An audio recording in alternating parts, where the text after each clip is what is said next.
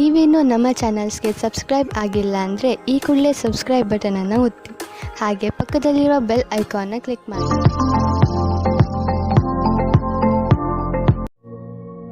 First card ನನಗೆ 4 of ಸಾರ್ಡ್ಸ್ ಬಂದಿದೆ. 4 of ಸಾರ್ಡ್ಸ್ ಯಾರಿಗೂ ನೀವು ಗುಡ್ ಬೈ ಹೇಳ್ತಾ ಇದ್ದೀರಾ, ಅಥವಾ ನಿಮ್ಮ ಪಾರ್ಟ್ನರ್ ನಿಮಗೆ ಗುಡ್ ಬೈ ಹೇಳ್ಬೋದು ಈ ಮಂತಲ್ಲಿ. ಮೂವಿಂಗ್ ಫಾರ್ವರ್ಡ್ ಅಂತ ಕಾರ್ಡ್ ಹೇಳುತ್ತೆ. ಕೆಲವರು 4 ಆಫ್ ಸಾರ್ಡ್ಸ್ ಅಂದರೆ ಬ್ರೇಕಪ್ ಆಗಿರುತ್ತೆ, ಸಪ್ರೇಟ್ ಆಗಿರ್ತೀರ, ಹಳೆ ಮೆಮೊರೀಸ್ನ ಪದೇ ಪದೇ ನೆನೆಸ್ಕೊಂಡು ಕಣ್ಣೀರು ಹಾಕೊಳ್ಳೋದು.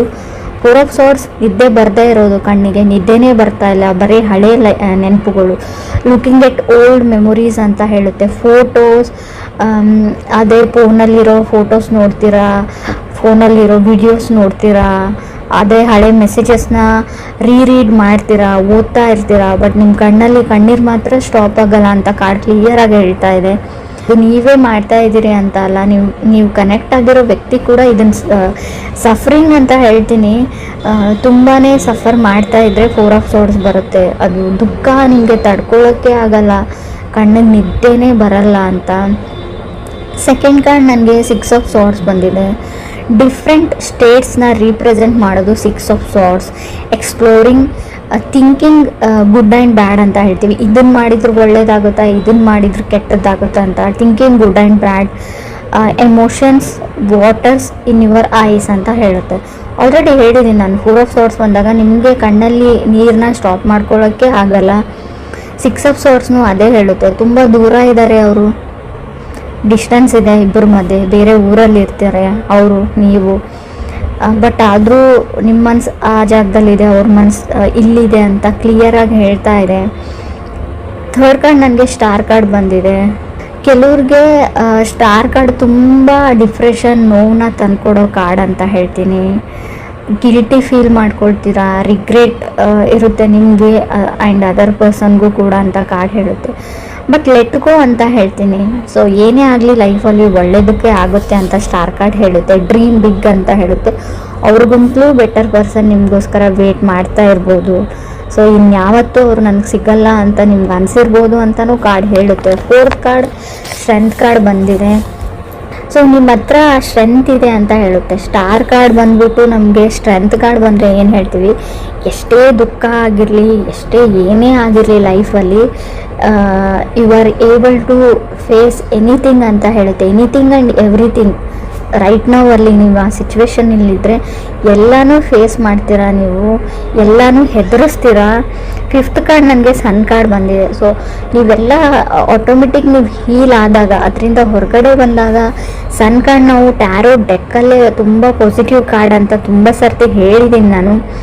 ಸೊ ಇದೇನಂದರೆ ಸನ್ ಕಾರ್ಡ್ ಗ್ರೋತ್ ಅಂತ ಹೇಳ್ತೀನಿ. ಮೇ ಬಿ ನೀವು ಕುಂಭರಾಶಿಯವ್ರ ಜೊತೆ ಕನೆಕ್ಟ್ ಆಗಿದ್ರೆ, ಅಥವಾ ಸನ್ ಕಾರ್ಡ್ ಲಿಯೋ ಅಂದರೆ ಸಿಂಹ ರಾಶಿನ ಕೂಡ ರೀಪ್ರೆಸೆಂಟ್ ಮಾಡುತ್ತೆ.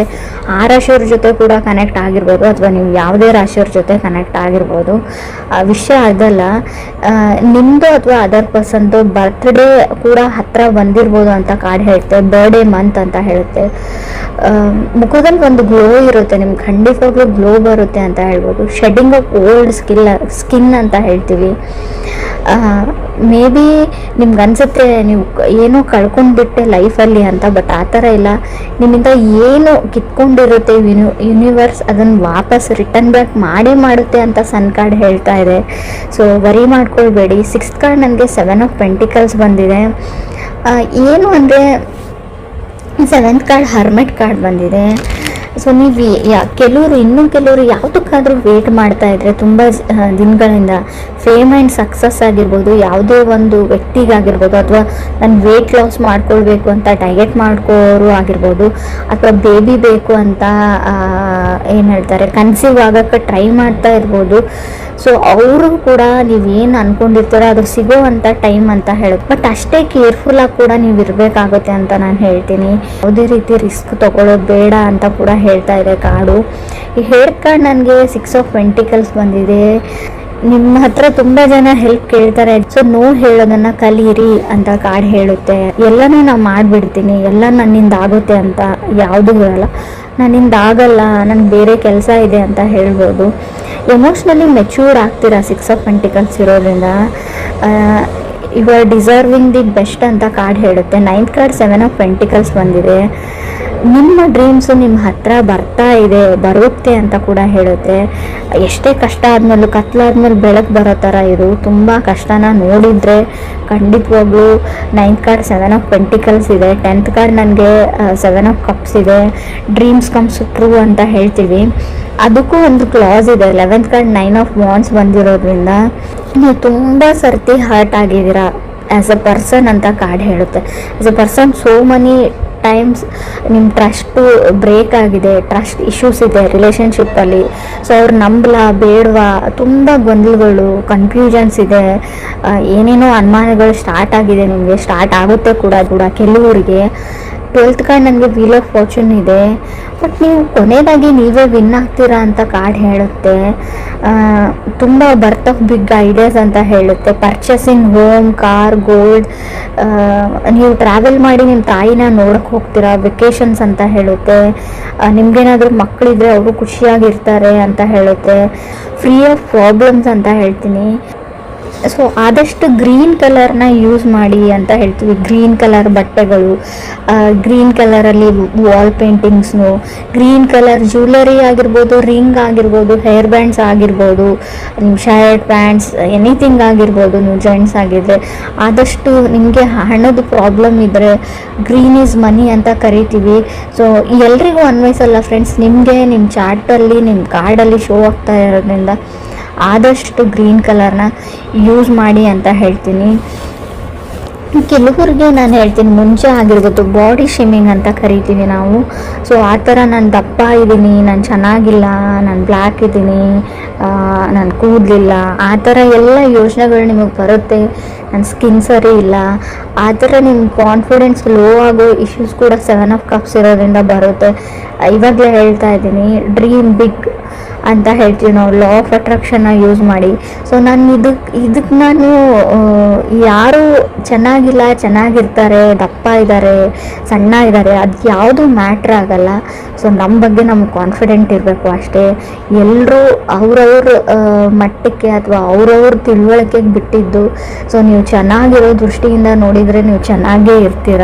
ಸೊ ಯಾರೋ ಏನೋ ಹೇಳ್ತಾರೆ ಅಂತ ನೀವು ತಲೆ ಕೆಡಿಸ್ಕೊಳ್ಬೇಡಿ ಅಂತ ಹೇಳ್ತೀನಿ. ಡ್ರೀಮ್ ಬಿಗ್ ಅಂತ ಹೇಳ್ತೀವಿ. ಸೊ ನಿಮ್ಮ ಡ್ರೀಮ್ಸು ಟ್ರೂ ಆಗೋ ಟೈಮ್ ಇದೆ. ಸೊ ನೀವು ಯಾರಿಗಾದ್ರೂ ವೇಟ್ ಮಾಡ್ತಾ ಇದ್ರೆ, ಕಮ್ಯುನಿಕೇಷನ್ 7 ಆಫ್ ಪೆಂಟಿಕಲ್ಸ್ ಮತ್ತು ಸನ್ ಕಾರ್ಡ್ ಇರೋದ್ರಿಂದ ನೀವೇ ಟ್ರೈ ಮಾಡಿ. ಅವ್ರಿಗೆ ಒಂದು ಹಾಯ್ ಹೇಳೋಕ್ಕೆ ಟ್ರೈ ಮಾಡಿ ಅಂತ ಹೇಳ್ತೀನಿ. ಬರೀ ಅವ್ರ ಫೋಟೋಸ್ ನೋಡಿ ಅಥವಾ ಅವ್ರ ಪ್ರೊಫೈಲ್ ನೋಡಿ ಸುಮ್ಮನಾಗಬೇಡಿ. ಅಥವಾ ಆಲ್ರೆಡಿ ಅವ್ರಿಗೆ ಗರ್ಲ್ ಫ್ರೆಂಡ್ ಇರ್ಬೋದು, ಇದ್ದಾರೆ ಅಂತ ನೀವೇ ಫ್ರೀ ಇಮ್ಯಾಜಿನೇಷನ್ ಎಲ್ಲ ಮಾಡ್ಕೊಳ್ಳೋಕೆ ಹೋಗಬೇಡಿ. ಕಮ್ಯುನಿಕೇಟ್ ಮಾಡಿ, ನಿಮ್ಗೇನು ವಿಷಯ ಇದೆ, ನಿಮ್ಮ ಫೀಲಿಂಗ್ಸ್ನ ಎಕ್ಸ್ಪ್ರೆಸ್ ಮಾಡ್ಕೊಳ್ಳಿ ಅಂತ ಕಾರ್ಡ್ ಹೇಳುತ್ತೆ. ಸೊ ಅವ್ರು ನೋ ಆದರೂ ಹೇಳಿ, ಎಸ್ ಆದರೂ ಹೇಳಿ, ದ್ಯಾಟ್ ಡಸಂಟ್ ಮ್ಯಾಟರ್ ಅಂತ ನಾನು ಹೇಳ್ತೀನಿ.